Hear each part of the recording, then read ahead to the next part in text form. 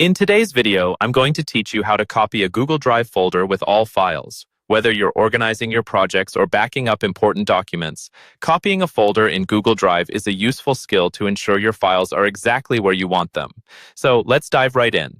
First, open your preferred web browser and head over to Google Drive. Once there, you'll need to sign in with your Google account if you haven't already. This will lead you to your Google Drive homepage, where you can see all your files and folders neatly arranged. If your goal is to copy a folder, make sure you know exactly where it's located within your drive for quick access.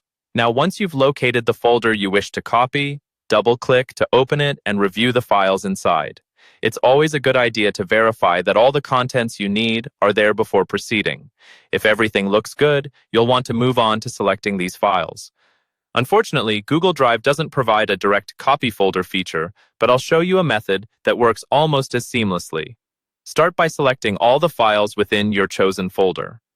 On a Windows computer, you can do this quickly by pressing Ctrl+A, and if you're on a Mac, Command+A. This will highlight all the files, indicating they are selected.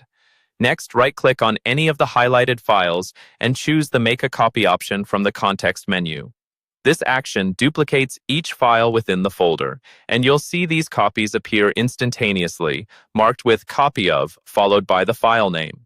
Once you have your copies, it's time to move them into a new folder.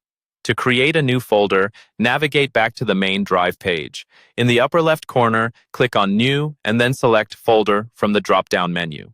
Name your folder something distinctive, so it's clear that this contains your backup or the duplicate set of files. After creating your new folder, open it. Then, go back to the original folder where the copied files reside. Select the copies, right-click, and choose Move To. A window will pop up, allowing you to navigate through your drive to find the newly created folder. Once there, confirm the move, and voila!